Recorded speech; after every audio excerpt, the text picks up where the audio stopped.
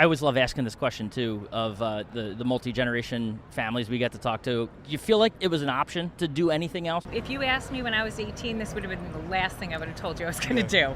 Me too, and that wasn't that long ago. When I'm working at Tip Top, I feel like I'm making an impact on something that actually matters within my life, and it's something I can take forward and do with my kids, and it can matter to them the same way it mattered to me growing up.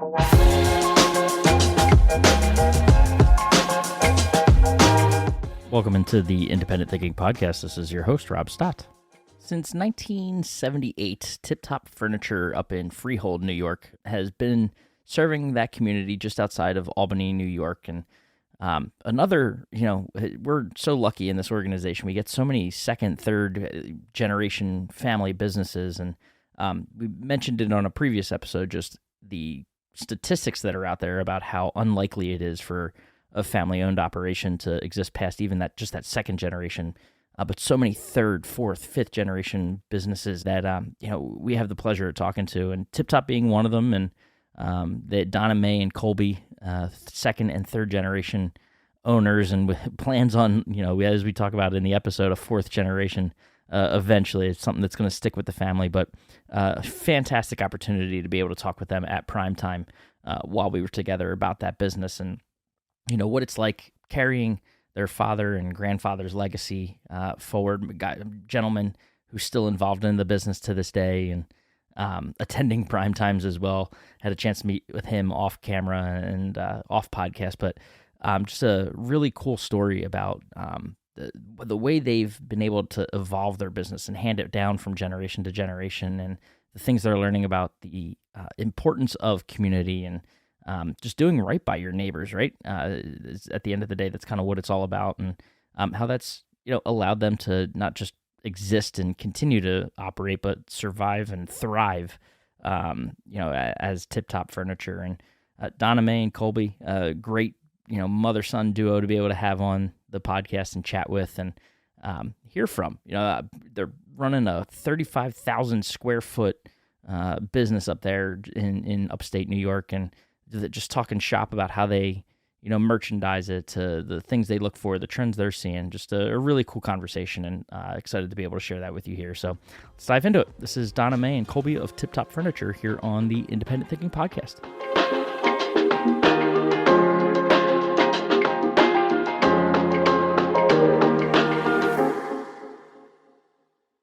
All right, we are back on the Independent Thinking Podcast, coming to you from Las Vegas in prime time. Appreciate Colby and Donna Mae from Tip Top Furniture. Appreciate you guys joining the podcast and jumping on a whim, right? Yeah, thanks for having us. We appreciate it. Absolutely. So Tip Top, let's start with where you are. Where are you guys located? We're located between Kingston and Albany, New York, in the Catskill Mountains. Oh, awesome. Well, okay. So fun fact, my wife, my significant other, is from Syracuse, so I am awfully familiar with upstate New York, and her family's in Schenectady. Oh, yeah. So, yeah. Not too far. No, that's fantastic. So what's business like up there right now these great. days? Yeah. Last couple months have been very busy, learning a lot. Yep, getting into it. Yeah. So what's the elevator pitch on Tip Top? A new customer comes into the store, what do you tell them about your business? Well, we are a 3-generation business. My father started the business. I run it for him now, and I just brought my son into it. So we're very excited about that. There's one thing I always remember about the business. It's when I was little, my grandpa would always say, people come from far and wide because they know it's worth the ride. So we're kind of like a destination location. We're out in, like she said, between Albany and Kingston. Yeah. It's a little remote, but Yeah. we bring in people from down in, New York City. We bring people in even from up near where you're talking about, So Schenectady and Albany. So Kingston to Albany, what's the direction? Albany would be north. No, okay. Kingston is kind of south. Yeah. and So then, what is that? What gets over there? Is that 81 that gets over there? Or what's 32 Okay. will take you up to Albany, and it'll take you down to Kingston. Okay. Yep, And, yep. the throughway gets off in Kingston, and That's right, 90. you know. I know that throughway from end to end. Yeah. Buffalo to Albany. It's quite a ride. Yeah, it I is. try to avoid it from like October to May, but Yep. no, that's fantastic. So you mentioned third generation. That is quite the feat. So how long in business? Just about 50 years. We're 48 years and change. That's fantastic. So what's it mean to still see the business in the fat to both of you? Great question to It's dive everything into. to me. I mean, Yeah. I came into the store before I went home when I was born, and we lived in an apartment, just me, my mom, and my dad, right above the store across from the cool. furniture store. Yeah. So it was my life. I mean, my mom and her coworker Evelyn, who still works with us, used to kind of take turns with me in their office. I'd be in a playpen behind them, and when I got old enough, my dad had me sweeping up in the warehouse. Yeah. And when I was course. 14, I got my working papers, got on the delivery truck. I've been at every level. Wow. So yeah, being in sales now and coming to events like this is really exciting for me, and it's nice to do it with my mom and my grandfather. And yeah. So when they say born into the business, Yeah. born into. And Day one. she's the same deal. I mean, her Yeah. dad was running it for as long as she's been alive. So Yeah. Yeah, we come from humble beginnings, but it's a labor of love. We really Yeah. love what we do, and it shows. yep. That's awesome. So furniture, always furniture since the beginning? Yep. Yep. We've always had furniture, flooring, bedding. Okay. Yep. We used to have appliances. We no longer have that, but Yeah. we're a multi-level store, about 35,000 square feet. Wow. Okay. Yeah, pretty big store. Yeah, when Yeah. you say destination, that is a big location. Yeah. That's grabbing people from all over the state. I can imagine. We always joke that we could fit the whole town inside our store, and that's true, actually. Pretty what? easily. It wouldn't even really be What that is difficult. capacity and what's the population? Yeah. In our little town, it's literally like 500 people. I'm Wow, not kidding. You could? Yeah. Oh my goodness, that's fantastic. So what do you remember about growing up in the store, in the business? My first memories in the store was my grandmother used to clean the store for my father. And so I would dust with her, and I used to get underneath the tables because obviously it was easier for me being little. And my reward, my payment, so to speak, would be an ice cream, and she would read me a book on a sofa when we were done. So That's so cool. the memories go so far back. It's great when you have a multi-generational business. Yeah. It's your fiber then. Yeah, absolutely. Yeah. Well, and I always love asking this question too of the multi-generation families we get to talk to.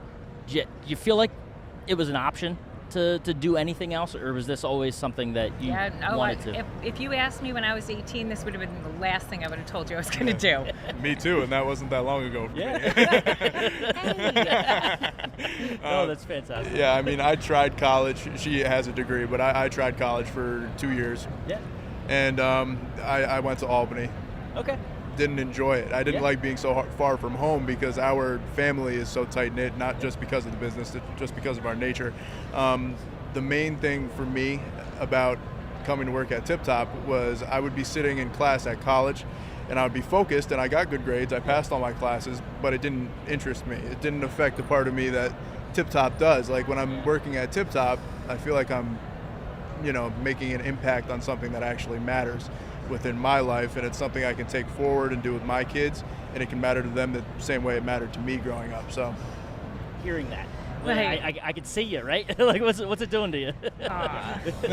There's nothing better than listening to your son make you proud at work, not only Yeah. at home, but and then you come and you see him become an adult and do things that it's and my dad's probably watching us from somewhere here thinking the same thing, It's like, So if it wasn't for you, since you 18, you said this was the last thing, what would you have been doing? So I went to school for child psychology and interior design. So she's Yeah. been doing this to you, making you feel this way. Is that? No, but I did an internship in social work, and that wasn't for me, and I decided, well, let's try something else. So I started part-time with my dad, part-time waitressing, trying to decide if I was going to go back to school and get a different degree or further my degree so I could do something different. And I just started to really love what I was doing at Tip Top and the people that I was with, Yeah, for So- sure. yeah. No, that's awesome. The other thing I think that's always unique about multi-generation is the ability to put an imprint, like your own imprint on the business, right? Mhm. So when you come into it and take on more of a role, what kind of evolution did you want to, or impact did you want to have on the store? Well, for me, it was easy because my dad grew the business before the computer age, Okay. right? Yeah. So when I came in, we started with the POS systems that were actually in a computer instead of Yeah. handwritten. Yep. We started with websites, with online advertising, and these sorts of things that were just at a point in his career that he was like, meh, Right. It's worked for so long. Right? Yeah, and it was okay because he was ready to give that part up, and it's going to go the same way. Like some of that stuff that changes so quickly, it's better to have multi-generation because they really can grasp it faster than you can. Yeah. Yeah. For sure. That's a Well, big thing that yeah. kind of we all play off of each other. Me, my mom, and my grandpa all come from different eras with different business practices, and we can all kind of use that. Yep. And it makes us a lot stronger as a business. And one thing that my grandpa does kind of play up with our business practice is the fact that we're not just a business, but we try to be as active as we possibly can in our community. For sure. One thing that you mentioned about kind of leaving our own imprint on the business as a family, we also as a family can leave an imprint on the community that we live in and try to be something positive. I mean, I can't go anywhere without hearing something that my grandpa did back in 1985, just saving somebody from something. The person I bought my first car from, his house burned down. He lived in Tannersville, which is about 20, 30 minutes away from us. My grandpa furnished his whole house on credit. Wow. So you hear things like that, and for me what it did was it developed a culture within me that I can bring to my business. And again, like, you know, when we go forward, that will still be there, that you can't break. And that's something that the big furniture stores with 20 locations don't have. No, So, it's right. You guys are part of the fabric of that community, right? That's So right. being so tied into, you understand kind of what they're going through, or what it takes to be in that community, and that's always, I think, on our just sort of, for me personally, what I love being able to do with this is get those stories and hear those stories, because it gives me those chills, right? Like, it's awesome to hear that, and like that's the impact that you guys are having to, within your local communities and the people that are your neighbors, right? Yep. So it's awesome.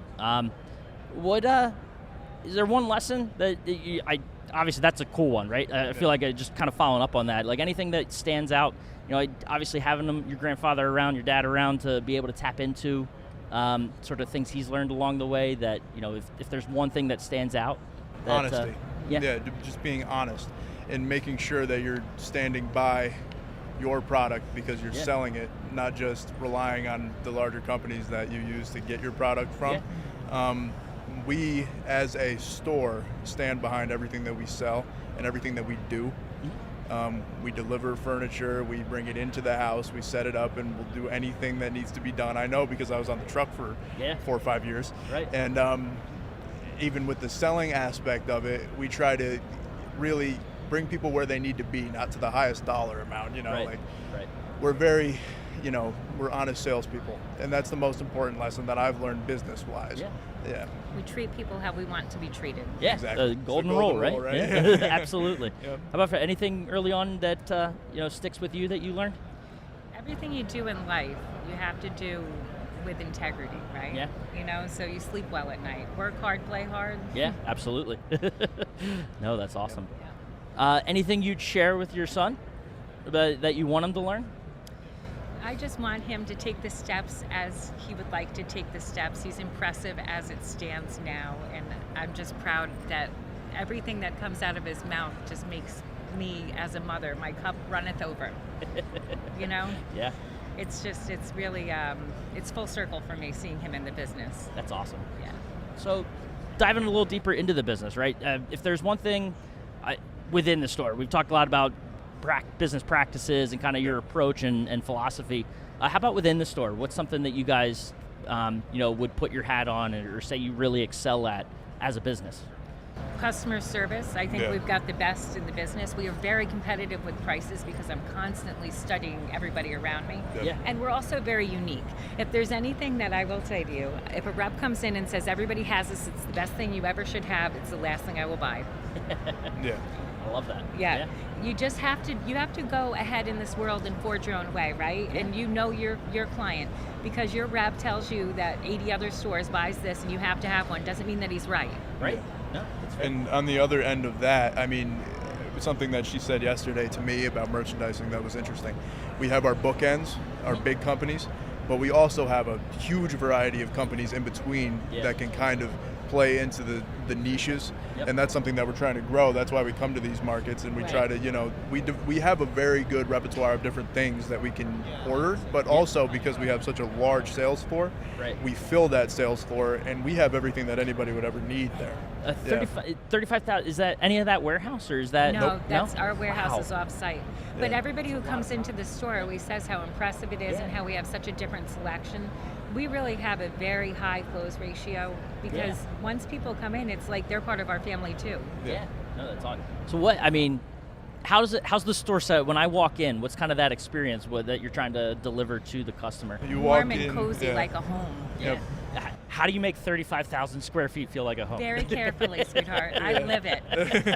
Yeah. That's awesome. To me, it is home because Right. I've been there my whole life. But how we make other people kind I of don't make feel you eat dinner there comfortable. How we make other people feel comfortable, I think, is just by, it's less so the store itself, because it Yeah. is a large store and Right. people are there to buy something, and Right. which can be a stressful experience. Yeah. And not everybody is so trusting of salespeople, but when you kind of just, get to somebody's heart and let them understand that you're not just trying to sell them something, that you are there for them, and you're not there if they don't want you to be You're there. fitting them to what they really need. Yeah, and exactly. that's genuine, so they realize that. Yeah. When you treat people how you want to be treated and you treat them like family, like you're going to help them. If somebody needs a lift recliner yesterday, you're going to get it to them as soon as possible because it's really important to them. Yeah, things like that I think Yeah. help us stand apart too. You can Even walk if we in got to and- send Uncle Bry and he doesn't Yeah. even, I have whatever. to. I it might be a happens. salesperson, but I do a lot of the office work, and I also unload trucks when we need trucks unloaded Yeah. if our guys are busy.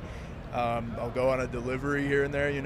We're all Cross-trained. leave our egos at the door when you walk in and you're owning a business. You have to do everything. That's fantastic. What's Yeah. something you want to get better at? Everything, always. Yeah, everything. Yeah. I mean, I don't think there's anything we There's can't no be better perfect. at. No. That's awesome. Yeah. How about, while you're here, you talk about attending markets. Have you guys ever been to Las Vegas market? Yes. You have? I have not. Okay. She has. Well, we went over on this show Yeah. just on a bus tour and saw Yeah. a couple of spaces, but I've been with my father in the Okay. past. Talk about that. I know that's a new thing here at Primetime, right? Primetime's Yeah. been to Vegas before, but the ability to go over to that market. What was that experience like? So I thought it was very interesting in the sense that this is a generation that I'm just bringing into the business, and Yeah. he's never seen Las Vegas market, so we Right. got to see a snippet of what that's like. So if he ever does come back and work that market, which for us East Coasters, High Point. Yep. right, it's High Point mostly, Yep. but occasionally it's a good thing for him to get further out of Dodge and see what else the rest of the world is doing. Yeah. Right? I mean, you have to be global these days. The internet touches everybody. Yeah. TikTok has every style on it, right? So Yeah. just seeing what is only in the Northeast isn't going to really work forever. No, that's awesome. How about just for you personally you experienced it, but to experience Primetime over there, what was that? To have the sort of intimate access to those vendors, right? It was good to get a first look at some of our vendors. So today when I come in and do my buying, I have Yeah. a little bit of foresight that I can be more prepared to do what I'd like to do, So I think it's an absolutely awesome idea to open it up if it works out for everybody involved. Yeah. I mean, I don't see why you wouldn't take advantage of it. I always thought, if you're going to be in Vegas anyway, why Right. can't you do both things? Right. It's over there. And hey, we made it. See that? Yeah. Cool. And now this show, Primetime, what's kind of the mindset that you come into it with? You're obviously, I feel like maybe drinking from a fire hose while you're here learning about Yeah. Nationwide and everything. But Well, that's what's the main thing for right? me. I mean, Yeah. just trying to Well, soak it all up. It's an awesome experience to be able to get with all of your different faculties of the business, whether it's your financing, some of your vendors, your Nationwide group, all of the support. It's so cool to be able to network with the other businesses. You Yeah. share great practices together, and you talk about things that need to be better. You talk about Yep. things that you're doing better than I am. Yeah. And it's just really, it's an awesome thing to be able to come together, because let's face it, us business owners, we don't get out of our own store very often. Right. Yeah. Right. So, well, to be able to do that too, to step away, what's it like preparing yourself for those that, because there's a good portion of the membership, they may have never experienced the Primetime even. Yeah. So to those that might be listening or watching, advice to them to be able to, Listen, to if you step away. lose 4 days of business, this is so much more worth it. And that's how you have to look at it at the end, because Yeah. otherwise, I mean, all right, our town isn't going to fall down when we're gone, but it's going to not quite go the way it was if we were there to manage it the way that we were there to manage it normally, right? Yeah. Yeah. But you will take away from this everything that it's worth that you would lose. But the other end of that is that we have a lot of trust in our team. Yeah. We have a small team, a small sales staff, Yep. but they are so well versed in everything that they're doing, and they're confident in their Yeah. ability to run it without us, because my mom and my grandpa over time have instilled those values in them. Even though they might not be family, they are a part of our family. Mark has been there since I was a little kid. I remember coming in and playing computer games with him, and he would always kind of babysit me when I was there, and my mom and Evelyn were busy. But he has kind of taken on a larger role since I started being there as being like a teacher, and I have no issues with him being there and kind of him and all the rest of the people that we left running it for the time being. I mean, that's huge, and that's a privilege. Not everybody has that. Cross-train your team. Yep. And then you'll feel better about leaving because the day-to-day can get by, and you won't have any fires to put out when you get home. Yep. No, that's fantastic. Well, I've already taken up too much of your time because I know you've got a busy show floor to get around, so I want to make sure you guys have plenty of time to do that. But Donna Mae and Colby, I really appreciate you guys taking the time to sit down and chat. This was awesome. Yeah, Thank you. Thank you for the opportunity. We appreciate it. Absolutely. Yeah, appreciate it.